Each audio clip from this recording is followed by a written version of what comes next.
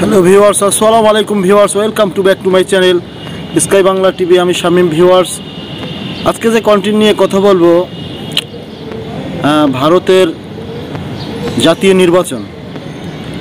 ভারতের জাতীয় নির্বাচন আমরা দেখতেছি যে বিভিন্ন জায়গায় হামলা, বিভিন্ন জায়গায় ভোট কারচুপি, বিভিন্ন জায়গায় অনিয়ম, জাল জালিয়াতি, ভোট নিয়ে বিভিন্ন ধরনের কথাবার্তা, নানান রকমের কৌশল আমরা অবলম্বন করতে দেখতেছি। কিন্তু ভারতের মুসলমানরা একতরফাভাবে কংগ্রেস, সোনিয়া গান্ধীর দল, রাহুল গান্ধীর দল, কংগ্রেসকে সাপোর্ট দিয়ে যাচ্ছে, কংগ্রেসকে ভোট দিয়ে যাচ্ছে। কাশ্মীর এলাকায় মুসলমানের সংখ্যা 100%, সেখান থেকে বিজেপি কোনো আসন পাবে না, এটা আমরা আশা করি। আগে থাকতে আমরা জরিপ করেছি।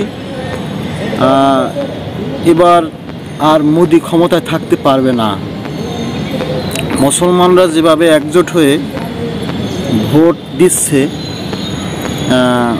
কংগ্রেসকে সাপোর্ট দিচ্ছে, মমতা এবং রাহুল গান্ধী, সোনিয়া গান্ধীর দল, তৃণমূল কংগ্রেস এই দলকে একতরফাভাবে মুসলমানরা ভোট দিয়ে যাচ্ছে।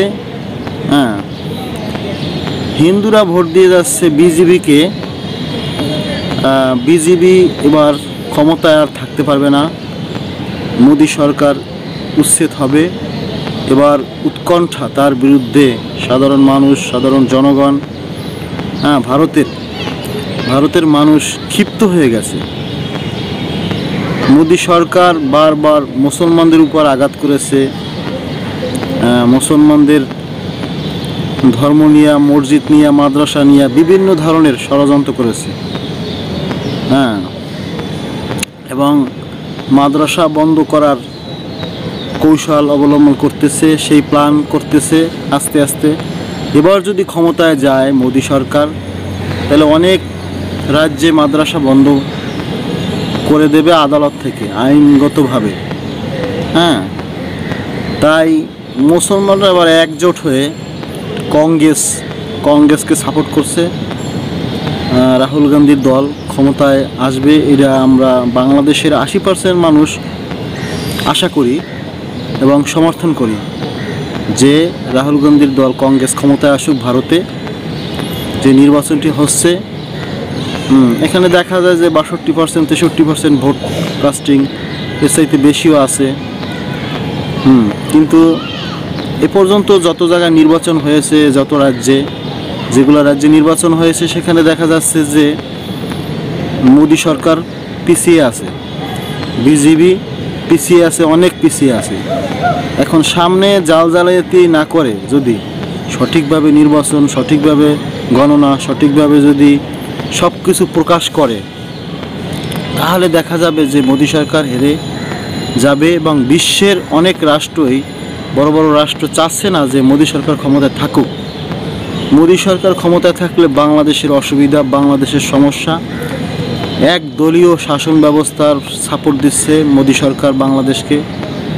এবং ভারতেও একদলীয় শাসন ব্যবস্থা কায়েম করার জন্য মোদি সরকার উঠে পড়ে লেগেছে। বাংলাদেশের 80% লোক, আশা করি যারা মুসলিম, ইমানদারি মুসলিম, তারা কখনো সাপোর্ট করবে না মোদি সরকারের দলকে অথবা তার মার্কাকে। এবং এই মোদি সরকারের জন্য বাংলাদেশের রাজনীতি অস্থিতিশীল পরিবেশ, রাজনীতির কোনো মান গুণ নেই। রাজনীতির নেতাদের যে একটা সম্মান ছিল, দলের যে একটা সম্মান ছিল, মানুষ ভোটকে ভালোবাসতো, মনে প্রাণে আনন্দ উৎসব মুখরভাবে ভোট দিতে যেত কেন্দ্রে। এখন আর কিন্তু সেই রকম বাংলাদেশের নাগরিক জনগণ যারা আছে, ভোট কেন্দ্রে যেতে অনীহা প্রকাশ, ভোট কেন্দ্রে যেতে চায় না।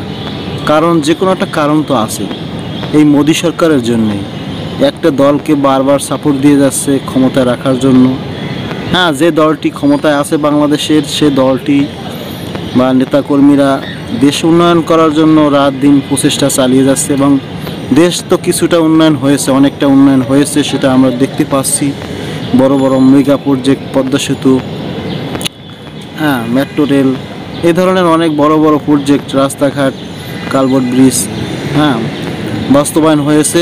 এটা আমরা দেখতে পাচ্ছি যে কিছুটা উন্নয়ন হয়েছে, কিন্তু উন্নয়ন হলেও এই দেশের রাজনীতির কোনো ভালো মান হয়নি, বা রাজনীতি নেই বলতেই চলে।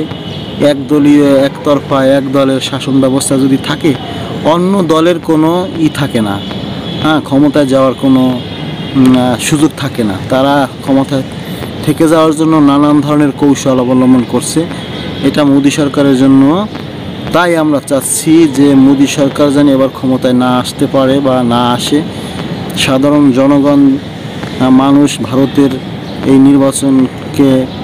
নির্বাচনের মাধ্যমে, ভোটের মাধ্যমে দেখিয়ে দেবে যে সঠিক নির্বাচন হলে কে পাশ করে, হ্যাঁ, বিজেপি পাশ করে না তৃণমূল কংগ্রেস, সেটা আমরা সামনে দেখব। ভিউয়ার্স, আজকে এই পর্যন্ত। ভিউয়ার্স, যদি ভিডিওটি ভালো লাগে লাইক করেন, কমেন্ট করেন, শেয়ার করেন। স্কাই বাংলা টিভি আপনাদের সঙ্গে সবসময় থাকবে, আর নিউ কন্টেন্ট নিয়ে হাজির।